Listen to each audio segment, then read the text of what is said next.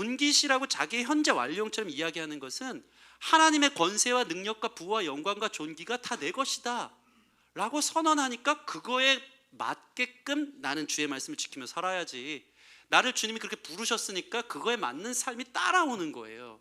이게 바로 복음입니다. 율법은 우리로 하여금 어떤 위치를 네가 갈고 닦아서 허벅지 바늘로 찔러가면서 말씀 안 지켰지, 너 죄지었지, 그러니까 넌 안 돼, 그게 아니고, 그게 율법이라면 복음은 우리로 하여금 이미 그렇다 말씀해 주시는 것을 믿는 거예요. 이미 구원이 시작된 줄 믿으시기 바랍니다. 이미 여러분이 하나님의 자녀인 거예요.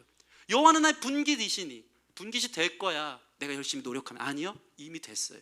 이미 됐기 때문에 그렇다면 주님의 내가 자녀라고, 그럼 자녀답게 좀 살아볼까? 그렇게 사는 거구나, 이게 대표의 길이구나, CEO의 길이구나, 우리 아빠 회장 이렇게 살더라, 그것을 따라가면서 주의 말씀을 지켜내는 삶이 된다. 이게 우리에게 매우 중요한 선언인 것입니다. 그래서 주님께서 우리에게 말씀하실 때 믿음은 들음에서 나요.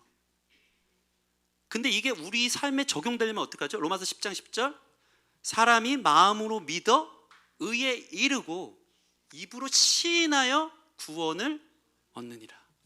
구원에 이르느니라. 그러니까 하나님이 우리 믿음은요 뭐냐면요, 주님이 주신 말씀을 귀로 듣고요 내 것으로 확신하고 입으로 시인할 때 완성되는 거예요. 반대로 얘기해서 여러분이 믿음이 있느냐 없느냐를 판단할 때, 너 하나님의 자녀야, 내가 너를 사랑해, 내가 너를 구원했어, 내가 너와 동행할 거야 말씀하는데도 불구하고 마음으로 믿었는데 입으로 시인할 때는, 하나님 어디 계시지? 하나님 나 버리신 것 같아, 내 삶을 봐. 그것은 믿음이 있음이에요 없음이에요? 믿음이 없는 것과 다름없는 거예요. 우리 마음에서 울려 퍼지는 다른 음성이, 속삭이는 다른 내면의 이야기들이 내 입술로 뱉어질 때 그것이 불신앙의 얘기고 불순종의 얘기고 부정적인 얘기가 충만한 것이라면, 사실은 우리는 하나님의 말씀을 말씀대로 토해내어 믿는 사람이 되지 않는 것입니다. 여호와는 나의 분깃이시니, 주님이 말씀하시면 여러분 그렇게 믿으시기 바랍니다. 그것을 선포하면 삶이 따라온다는 것입니다. 광야의 이스라엘 백성들을 한번 볼까요? 하나님이 어떻게 구원해내셨습니까? 10가지 재앙이라는 놀라운 하나님의 크신 편팔로 그들을 구원해내셨어요. 그런 기적 아무나 못 봅니다. 400년 애굽의 강대국, 최고 강대국에 눌려 살았던, 짓밟혔던 그들의 원성 소리를 하나님 앞에 하나님께서 들으시고 그 부르짖음을 들으시고 구원해내시잖아요. 여러분의 구원이 이와 같은 줄 믿습니다.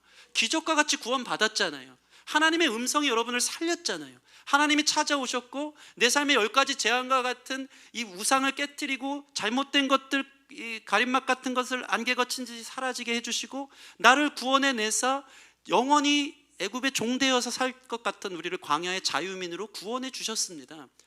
여러분, 이제 우리는 그 과정 가운데 있는 거예요. 이미 구원해 주셨습니다.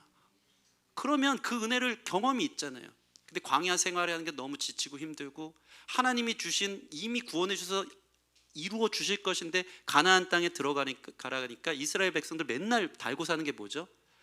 우리 주제에 무슨 가나안이냐, 무슨 적과 꿀이 흐르는 땅이야, 나 그 땅 받을 자격 없어요, 저는 그냥 애굽 시민이 될래요, 애굽 그때가 좋았어요, 불과 밑에서 노예 생활하면서 거기 익숙해진 삶 속에서 그저 지지고 볶고 고기 먹으면서 사는 게 좋았어요, 무슨 우리 보고 광야의 삶을 살면서 이러십니까? 그러니까 이스라엘 백성들은요 허구한 날 입술에 불평 원망만 달고 다녔던 거예요. 저 가나안 땅을 보세요. 철병거를 갖고 있어요. 우리는 지금 광야에서 메뚜기 떼와 같습니다. 그들과 어떻게 싸워요? 무슨 선인장 떼서 막 싸우겠어요? 막 모래 던지고? 안 돼요. 하나님이 구원해 내셨고 하나님이 이루신다고 하시는데, 우리의 믿음은요 광야 생활 속에서 눌리고 도태되고 예전에 애굽 근성이 그대로 있어서 그걸 믿어버려요. 우리는 안 돼요. 우리 수준에는. 그럴 때 하나님이 그들에게 뭐라고 말합니까? 너무 무서운 말씀이죠. 민수기 14장 28절. 하나님이 이렇게 함부로 당신의 이름을 걸고 맹세하는 적이 별로 없는데요, 같이 한번 읽어보겠습니다. 시작. 그들에게 이르기를 여호와의 말씀에 내 삶을 두고 맹세하노라. 너희 말이 내 귀에 들린 대로 내가 너희에게 행하리니. 모세와 아론에게 가서 전하라고. 모세 아론이 말씀을 띄워주시면 여호와의 말씀에, 주님이 말씀하시는데 너희 말이 내 귀에 들린 대로 내가 너희에게 행할게. 얼마나 무서운 말씀이에요. 하나님은 오죽하면 이렇게 선언할까? 내가 너희를 이렇게 큰 권능으로 끄집어내서 가나안 땅을 약속했는데 이 사람들은 그 약속받은 이미 주신 분깃을 얻지 못하고 취하지 못하고 여전히 그 죄인 근성으로 살아가면서 맨날 불평 원망 쓴소리만 하니까 그래 너희 귀에 들린 대로 내가 해줄게. 여러분, 하나님은 말씀이십니다. 사람은요 말로 살아요. 말씀. 하나님은 피조물인 우리를 말씀으로 창조하셨거든요. 여러분의 생명도 살아가는 매일의 삶도 하나님의 말씀으로 생명력을 얻는 거예요. 그런데 이 말씀을 읽고 하나님 말씀해 주는데 그걸 믿지 않고 다른 생각들, 다른 상황들, 환경들 속에서 내가 생각하는 것이 옳은 것 같아, 그게 내 믿음이 하면서 다른 말들을 주장해 나가면요 여러분이 고백한 대로 살아간다는 거예요. 얼마나 무서운 말인지 이루 말로 다 할 수 없는 것이죠. 여러분, 우리 입술의 부정의 말은 고로 믿음 없는 행위입니다. 말씀이 여러분 마음에 심겼습니까? 말씀대로 될 것을 믿고 믿음으로 크게 선포하시기를 바랍니다. 그게 하나님을 잘 믿는 행위고, 그러지 않는다면 맨날 믿는다고 속으로만 아멘하고 겉으로는 딴 얘기한다면 사실은 하나님 기분 나쁘게 하는 행위예요. 내가 누군데 너의 입술에 나오는 고백이 그 정도니? 하나님이 너무 안타까워하시는 것입니다. 우간다 박종만 손승태 선교사님 식사를 가끔씩 하면 참 재밌어요. 이야기 나눌 때마다 그분들은 선교지에서 이것을 너무 뼈저리게 느낀 것 같아요. 갑자기 손승태 선교사님이 박종만 선교사 옆구리를 쿡 찌르시면서 여보 말 조심해요, 말 조심해요. 그때 기도를 더 크게 했어야 된다고. 그때 하나님 은혜 안에서 더 크게 선포하고 했어야 된다고. 그분들이 기도한 대로, 말을 내뱉은 대로, 받는 대로 지경이 넓혀지고 하나님이 일하시는 것들을 뼈저리게 느끼니까 정말 말 조심하더라고요. 그러면서 저희에게 오셔서도 하신 말씀이 뭐죠? 내 입을 크게 열라 내가 채우리라. 여러분, 하나님은요 모든 것 위에 뛰어나시면 모든 전능하신 하나님이십니다. 내 믿음의 그릇으로 하나님 보는 만큼 하나님이 역사하세요. 내가 하나님을 삼각형 프리즘으로 보잖아요. 그럼 그 정도만 오는 거예요. 하나님 이만큼을 다 주셨는데. 오늘 시인 보세요. 여호와는 나의 분깃이니. 하나님 자체예요. 하나님의 크심 자체예요. 그 영광, 그 충만함, 그 은혜, 세상과 비교할 수 없는 그분 당신이 나의 것이다. 믿음으로 선포하니까 하나님으로 살아내는 거예요. 근데 우리의 믿음은 맨날 부흥사님 오시면 예전 분들 늘 그러잖아요. 간장종지 같은 믿음 갖고 오지 말라고. 요 간장종지. 하나님의 은혜를 부어주시려고 해도 간장종지 다 차면은 다 옆으로 다 새 나가는 거예요. 여러분, 어떤 믿음이에요? 하나님 매주 그렇게 말씀을 하시는데도 간장종지 갖고 와가지고 조금 채우고 나서 저는 받을 적이 없고 제 삶은 그거 아닌 것 같아요. 저는 안 돼요. 저의 삶은요 앞으로 더 좀 힘들어질 것 같아요. 제가 보니까 그래요. 하나님 세상을 보세요. 제 지금 형편을 보세요. 자기의 상황과 환경을 더 믿어버리는 거예요. 내 입을 크게 열라 그러면 주님이 채우시리라. 믿으십니까? 여러분, 믿음을 크게 여세요. 마음을 크게 열고 입을 크게 여세요. 하나님이 그만큼 하나님의 역사하심으로 우리 가운데 오신다. 믿음은 하나님을 담아내는 그릇이다. 여러분, 이 시인의 고백이 나로 하여금 말씀을 따라오게끔 하는 놀라운 믿음의 고백이라는 사실을 기억하시기 바랍니다. 하나님은요 언제나 우리를요 이미 너는 그런 존재야 라고 말씀하시고 따라오게 하십니다. 그게 복음이에요. 아가서에서 제일 신기한 말씀이 있어요. 아가서 4장인가요? 하나님이 우리에게 이렇게 말씀하시더라고요. 나의 사랑, 너는 어여쁘고 아무 흠이 없구나. 이 말씀 들으면요 우리는 콧방귀 낄 거예요. 하나님 몰라서 한참 모르시네요. 제가 어여쁘다고요? 제 삶은 너무 더러워요. 너무 수치스러워요. 하나님 등 돌리고 떠난 삶인데 제가 아름답다고요? 나의 사랑, 너는 너무 어여쁘구나. 제가 어여쁘고 흠이 없다고요? 흠투성이에요. 제 과거를 보세요. 하나님 앞에 볼 면목이 없어요. 그런데 하나님은요 나는 너를 구원했거든. 너 내 자녀거든. 더러우면 내가 씻겨서라도 내 자녀 만들 거거든. 하나님은요 과거와 현재와 미래를 위에서 보시는 이 시간과 공간을 초월하시는 분이시고, 주님의 부르심은 확실하여서 부르심 그대로 결국 우리의 삶이 되어질 줄 믿으시기 바랍니다. 그래서 결론적으로는 하나님 볼 때는 지금은 볼 일 없고 그래 흠이 있을 수도 있지만 미래적으로 볼 때 너가 어떤 존재가 될지 하나님 알거든요. 그거 보면서 이미 완성된 존재인 것처럼 말씀하시는 거예요. 나의 사랑, 너는 아무 흠이 어여쁘고 아무 흠이 없구나.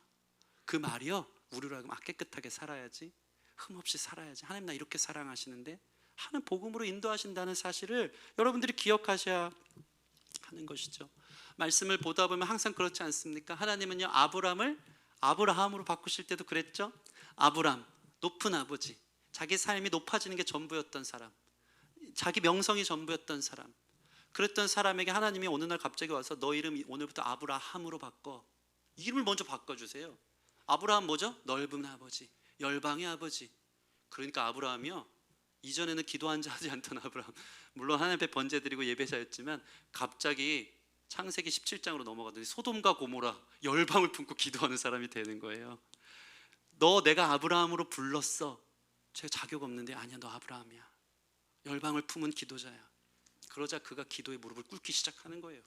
제 삶과 상황을 볼 때는요, 목사가 돼서 사실 주중의 삶이, 제가 뭐 사무실도 없고 여기 사무실인데 혼자 오는 게 너무 녹록지가 않아요. 무슨 뭔가 이렇게 그래도 누구라도 있어야지 뭔가 이렇게 루틴이 되고, 때로는 부격자 눈치 봐서라도 일찍 나올 거 아니에요.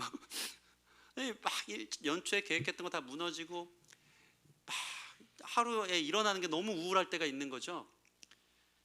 오늘 일어나서 뭐 하나 아무도 나 알아주지도 않는데 이 주중의 삶이 너무, 이제 3월부터는 그래도 사역지도 연세대 채플 사역도 다니고 하니까 좀 방학 2달 동안 아이들 저기 집에서 가사 도우미인 것처럼 맨날 새끼 밥 해주면서 사느라고 모르겠어요. 일어나는 게 너무 우울한 거예요. 나 왜 사나, 나 목사 맞나. 근데 그러다가도 하나님께 기도하면, 우서가 너 목사 맞아, 지금 뭐해, 일어나, 너 내가 불렀어. 그 음성이 아, 나 목사 맞지? 저로 하여금 이불을 박차고 일어나게 해서 하루를 살게 하는 거예요. 이게 우리 하나님의 음성이에요. 하나님이 여러분을 그렇게 부르셨기에 이 시편 기자처럼 여호와는 나의 분기시니, 이미 받은 것으로 믿고 살아가니까 주의 말씀을 지키며 살아가는 존재로 살아갈 수 있다. 제가 아는 어떤 사모님, 중대형교회 사모님이 되셨는데, 이분이 저혈압이 심하셔서 새벽 예배를 원래 지키지 못하셨던 분인데, 담임 목사님, 존경한 아는 담임 목사님이죠. 목사님이 그 얘기하는 거예요. 우리 사모가 내가 이쪽으로 부임해서 담임을 하기 시작했는데 새벽 예배를 한 번도 안 빠지고 나오기 시작했대요. 저혈압이 고쳐졌대요. 너무 신기하다. 체질이 바뀌어진 것 같다. 어떻게 그랬냐 했더니 이 사모님이 기도 중에 너 이제 이 큰 교회의 엄마와 같은 존재야. 너가 아침을 깨워서 기도해야 되지 않겠니? 너가 이 교회 사모야. 그 음성을 들으니까 이 사모님이 새벽 예배 이러는 게 너무 힘든데 하나님이 너 사모야, 너가 교회를 기도해야 되지 않겠니 하시니까 저혈압을 이기고 새벽 예배를 나오신다. 이미 사모로 하나님께서 부르시고 사모가 되게끔 살아가게 하신다. 이것이 바로 주님이 우리에게 주시는 메시지인 것인 줄 믿습니다. 다시 말해서 주님의 말씀 지키는 것을 그저 율법적으로 접근하지 마시고요, 우리 삶에 하나님이 우리를 어떻게 명령하신지 듣고 내가 그런 존재지를 알기 때문에 그 존재에 맞는 삶으로 따라가는, 복음이 여러분 삶을 장악하는 거룩한 역사가 있기를 바랍니다. 이 말이 얼만큼 중요한지 주님의 이 한마디 말로 살아나는 것, 우리의 위치를 찾는 것이 중요한 것 같아요. 제가 예전에 새로운 교회에서 사역을 했는데 최근에 기독교 방송에 한옥 목사님이 또 나오셔서 예화를 하나 얘기를 해주시더라고요. 예전에 사역하면서 많이 들었던 이야기인데 또 들으니까 또 새로웠어요. 한옥 목사님이 미국에서 신학 공부할 때 결혼도 미리 했고 박사 학위도 준비하고 계셨다고 합니다. 근데 결혼도 했고 자식들은 없었는지 있었는지 모르겠어요. 아무튼 가정을 꾸리고 생계가 좀 중요한 상황에서 박사 학비도 내야 되는데 풀타임 사역지가 구해지지 않았다는 거예요. 그래도 전도사 때는 내로라하게 말씀도 잘 전하고 여기저기 사역도 다니고 사실은 야, 나 정도 말씀 전하면 되겠지 하는 마음이 있었는데, 박사학위에다 결혼까지 했는데 사역지가 1년 반 이상 정해지지 않으니까 매일같이 너무 자존감이 낮아지고, 괜히 나를 따라온 사모가 가뜩이나 교역자의 자리가 얼마나 많은 헌신을 요구하는지 모르는데 이 자리까지 와서 본인이 자기 와이프가 알바까지 하면서 자기 학비 대주면서 하는 게 면목이 없고, 이 자리는 계속 차지 않고 이 교만함이 완전 좀 무너지고 이런 처지에 달했다는 것이죠. 기도를 하는데 기도도 안 나고 한숨밖에 안 나왔다 그러시더라고 합니다. 근데 참 신기한 게 그 아내분 이 사모님이 너무 그때 고마웠대요. 그렇게 힘든 순간에 나 사역자 맞나, 나 부르신 거 맞나 혼란스러운 그 순간에 맨날 아내가 용돈을 두둑하게 넣어주셨다. 여기가 큰 은혜인 줄 믿습니다. 용돈을 두둑하게 넣어주면서 꼭 이 말을 했대요. 당신은 한경직 목사님하고 종씨니까 한홍 한경직에서 훌륭한 목회자가 될 거야. 이 얘기를 해주셨는데 그 간증 방송 볼 때 그 얘기를 하십니다. 야, 무슨 이게 말도 안 되는 논리인데 같은 종씨라 해서 자기가 한경직 된 것도 아닌데 그때부터 그 말이 막 씨앗이 되더래요. 그런가? 내가 한홍인데 한경직 목사님 같은 사람이 될까? 그 사모가 와이프가 해주는 그 말 한마디가 이게 힘이 되기 시작했다는 거죠. 한 번은 교포 소식지에 너무 자그마한 이렇게 초라한 설교 원고 하나가 본인이 쓴 건데 교포 소식지에 실리게 됐대요. 근데 이 사모님이 그거를 쭉 찢어가지고 흑백인데 확대 복사를 해가지고 엄청 크게 액자를 달아서 방 구석에 딱 한 가운데 딱 붙여놨다는 것입니다. 한홍 목사님이 그랬대요. 아니 그걸 왜 걸어놓냐고. 흑백으로 된 거 확대하면 같은 게 잘 보이지도 않는데 그 무슨 의미로 걸어놓냐고. 그때 이 사모님이 얘기했다고 합니다. 아니야, 언젠가는 당신이 쓴 글을 한국교회 모든 교인들이 읽을 때가 올 텐데 그때는 이게 굉장히 기념비적인 가치가 있을까요? 뭐 열심히 글 써요. 당신에겐 글 쓰는 은사가 있어요. 지금 목회자라 돈도 없고 돈만 축만 내고 속으로 이게 맞나 싶은데 이런 와이프의 말이 씨앗이 되더니 내가 그렇게 글을 쓰는 사람이 돼야 되나? 내가 그렇게 한경직 목사님 따라가는 사람이 돼야 되나? 이 마음이 계속 희망의 불씨가 되면서 그렇게 살아가기 시작한 거예요. 꿈이 말을 통해서 자라게 한 거예요.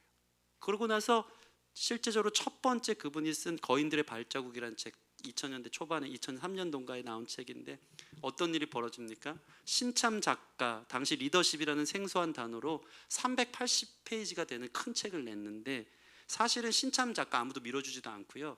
1쇄를 넘기는 것 자체가 쉽지가 않대요. 그저 그래야지 수익이 되냐 안 되냐 이건데 출판사 관건이 그건데 종로서적에서 매주마다 1위를 갱신했고 종교서적, 일반서적 포함해서 그때 어떤 일이 벌어졌냐면 이 종로서적에서 기독교 서적도 일반 서적이랑 함께 비교할 만하고 나면서 새롭게 종교 서적을 디스플레이 해주겠다.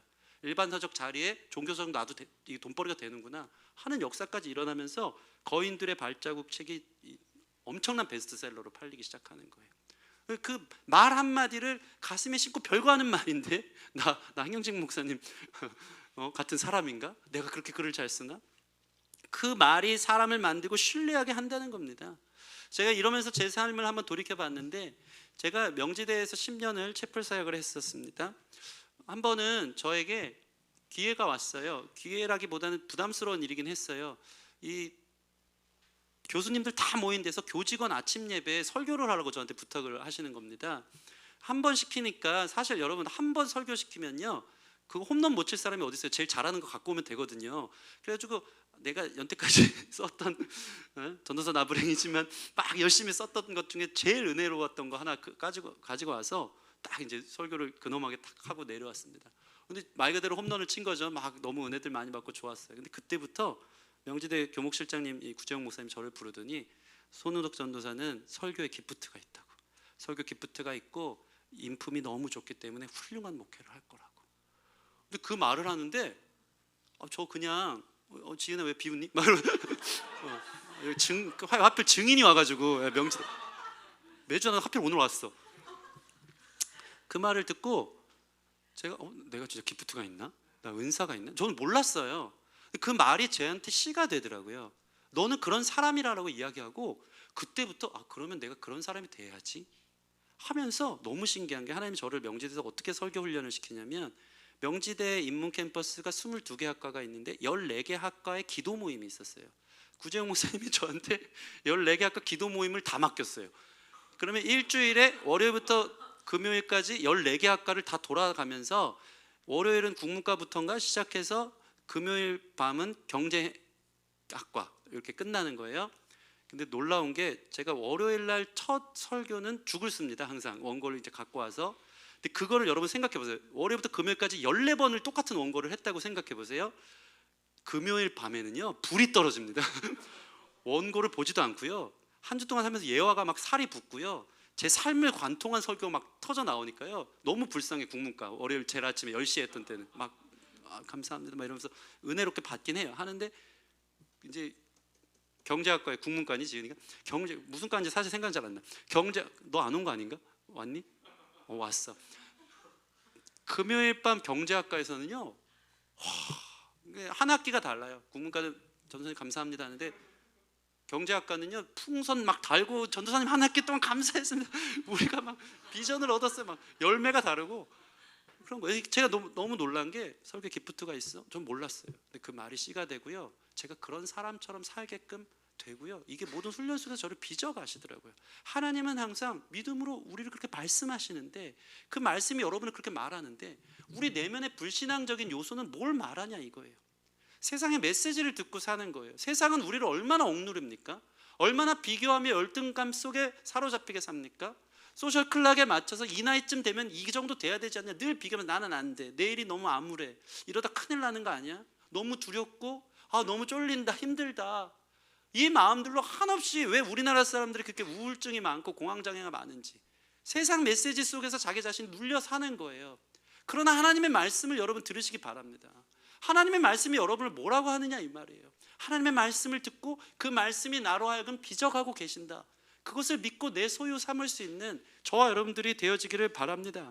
한국말 제일 웃긴 게 제가 자주 하는 얘기인데 뭐 그렇게 죽겠어 그렇게 많은지 문화적 요인을 받은 것 같아요. 나라의 어떤 역사적인 부분들이 있었겠죠. 많은 외세 침략과 어려움들이 있어서 그런지 몰라도 뭐 해도 배고파 죽겠어. 뭐 그건 진짜 죽겠죠. 근데 좋은 말도 다 죽겠어. 귀여워 죽겠어. 행복해 죽겠어. 신이 나 죽겠어. 뭐가 그렇게 죽겠는지 모르겠어요. 여러분 다 아시죠? 죽겠네 하지 말고 죽게 있네, 죽게 있네. 아멘. 행복해? 죽게 있네. 배고파도 죽게 있네. 믿음의 고백이 너가 말한 대로 내가 행하리라. 믿음의 고백이요. 내가 어떤 하나님인데 내가 너에게 어떤 말씀으로 널 살렸고 너를 이끌어내는데 너 입술에서 정말 믿음의 고백이 나오는 거니? 이 문화적 정서들 뭐 그런 말도 있잖아요. 미국 사람들은 새가 노래한다. 한국 사람들은 새가 운다. 너무 다 암울해. 너무 죽겠고 울고. OECD 자살률 1위인 이유가 저는 뭐 다른 이유가 없다고 봅니다. 우리의 고백이 얼마나 중요한지 실제로 한 논문이 있어요.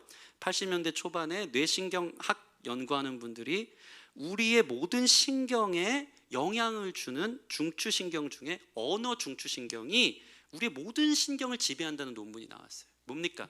내가 말을 내뱉잖아요. 그 말을 들으면요 몸이 그대로 따라간다는 거예요. 내가 내뱉은 말대로. 예를 들어서 나 지금 너무 늙었어.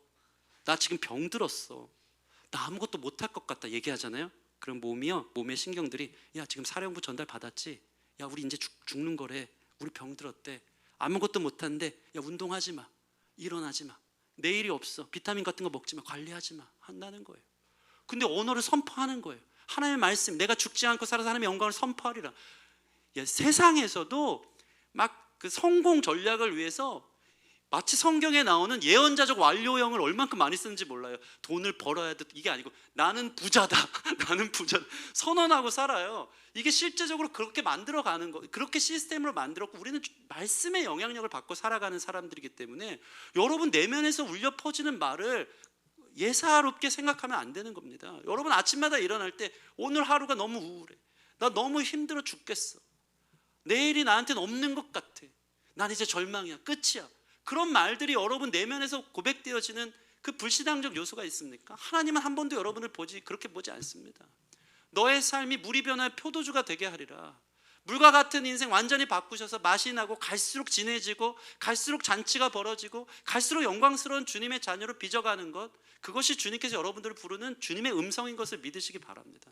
하나님은 나를 이렇게 살리는데 불신앙, 여기서 뭐가 필터가 딱 걸려. 그래도 저는 안 되죠. 그래도 저는 아니에요.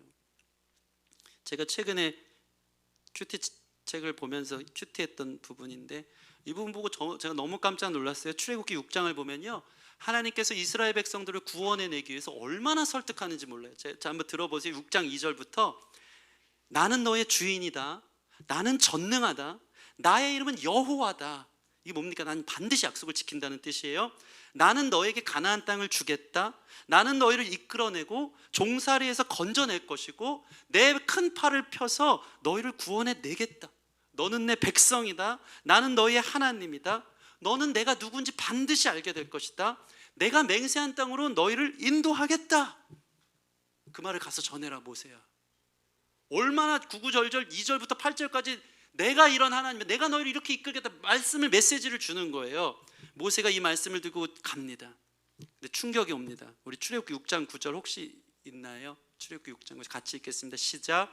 모세가 이와 같이 이스라엘 자손에게 전하나 그들의 마음 상함과 가혹한 노역으로 말미암아 모세의 말을 듣지 아니하였더라.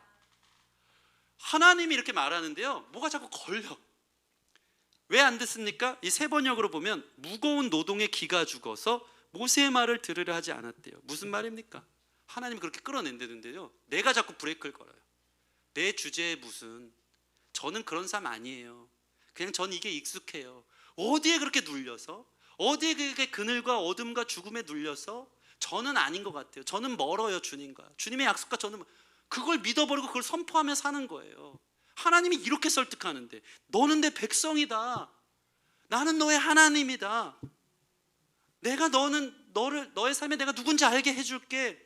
너를 맹세한 땅에 올려줄게 하는데도 우리의 믿음은 어쩜 그렇게 신뢰하며 어디에 그렇게 잘 믿는지, 저는 아닌 것 같아요. 주님 절 보세요. 아니요. 그러니까 예수님께서 마가복음 보면 한 청년을 데리고 마을에서 따로 데리고 갑니다. 데리고 가서 1대1로 교육을 시키는데, 이 청년은 태어나면서부터 귀 먹고 말 더듬는 사람이었어요. 듣질 못해요. 고백을 못하는 거예요.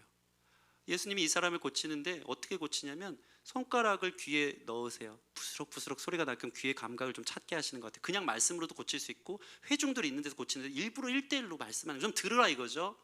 그러면서 일부러 터치를 하시듯이 혀에 느낌이 올 수 있게 말이 돌아오도록 혀를 잡고 주님이 고치시는데, 그때 중요한 구절이 있어요. 마가복음 7장에 하늘을 우러러 탄식하시며 에바다, 열려라 하면서 고치세요. 제가 이 부분을 보는데 우리 성도들을 향해서 우리 주님께서 탄식하시는 건 아닌가. 하늘으로 왜 이렇게 듣질 못하니? 왜 그것을 입술로 고백하지 못하니? 그렇게 가르쳐 주는데 왜 너의 입술은 벙어리가 된 것처럼? 내가 말씀을 통해서, 마치 아이가 언어를 배울 때는 처음부터 말하는 법은 없잖아요. 태어나면 1년 정도 부모의 말을 듣다가 말이 뻥 터지잖아요. 예수님이 얼마나 답답하시면 하늘으로 탄식하시면, 너무 답답해서 히브리 언어, 아랍어 언어 그대로 에바다, 마가가 기록해 놓은 거예요. 열려라. 여러분 귀가 열리길 소원합니다. 말씀이 들어오고 그 말씀이 여기 마음으로 믿어 의에 이르고 입으로 시인하여 구원에 이르느니. 입으로 시인할 때는 근데 불평 원망, 난 안 돼요. 내 인생을 보세요. 여러분 이 입술이 달라지길 바랍니다. 너의 입술에 고백대로 하나님 살게 하시는 거예요. 여러분 그런 존재 아니에요. 하나님이 주신 말씀을 여러분 입술에 담으세요. 여러분의 삶이 하나님 복음으로, 하나님 주시는 살리시는 말씀으로 충만하게 되기를 주님의 이름으로 축원합니다. 주님은 항상 우리에게 이러한 미래 예언적인 완료적인 말씀, 이 땅을 너에게 소유로 너에게 주었음이라, 아직 주지 않았는데 주었다고 말씀하시고 그 길을 찾아오게 하신다는 것이죠. 여러분 우리의 매일의 고백을 오늘 이 말씀을 통해서 한번 생각해 봤으면 좋겠어요. 나는 누구의 말을 듣고 그것을 고백하고 주장하는 삶을 살아가는가. 말씀을 마치겠습니다. 오늘 시인은요, 자신의 내면의 강력한 확신과 믿음으로 먼저 선언한 거예요. 그 선언이요, 입을 박차고 오늘 그리스도인으로 살아가게끔 만드시는 줄 믿으시기 바랍니다. 여러분은 그런 존재예요. 여러분은 하나님의 자녀예요. 주의 말씀을 지키면 여호와가 내 분깃이 되는 게 아니고 이미 주신 것을 입으로 선포하고 확인하는 저와 여러분 되어지기를 바랍니다. 구원은 이미 주셨다면, 원석과 같다면, 그게 보석인 줄 알면 갈곡해서 그것을 향유하고 누리지 않겠습니까? 이미 여러분, 하나님이 여러분에게 그 구원을 주신 줄 믿습니다. 그것을 매일의 삶 가운데 영롱하게 빛날 수 있도록 지켜냄을 통해 확인하고, 내가 그런 존재구나, 주님의 말씀을 따라 승리하고, 그렇게 주님의 말씀이 여러분 삶에 힘이 있어 흥왕하여 세력을 얻는 저와 여러분 되기를 주님의 이름으로 축원합니다. 우리 같이 찬양하고 기도하는 시간 갖겠습니다. 십자가 그 사랑 함께 찬양합시다.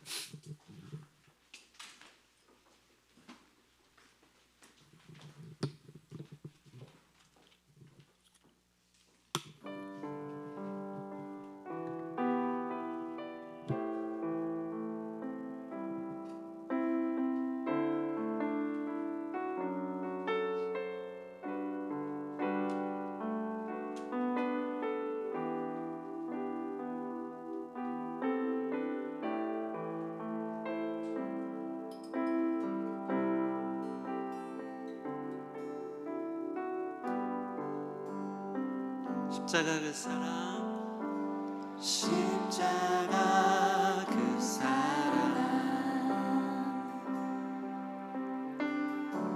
멀리 떠나서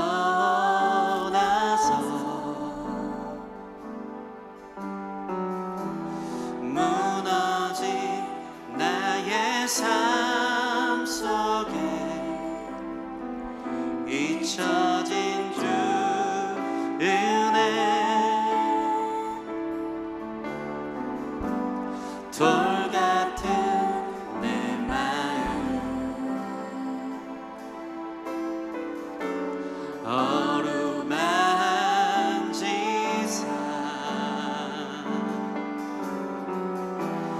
다시 일으켜 세우실 주를 사랑합니다. 주 나를 보호하시고 날 붙드시리. 나는 배롭고 존귀한 주님의 자녀라. 주 너를 보호하시고 널 붙드시리. 아멘. 너는 배롭고 존귀한 주의 자녀라. 지나간 일들은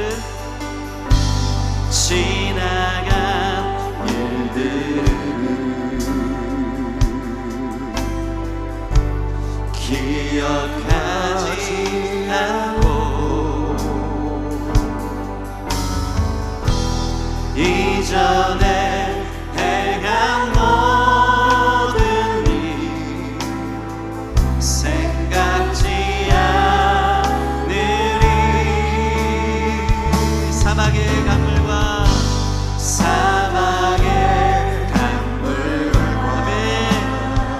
길을 내시는 주,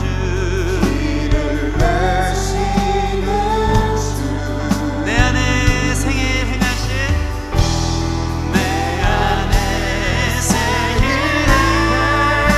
행하신 주만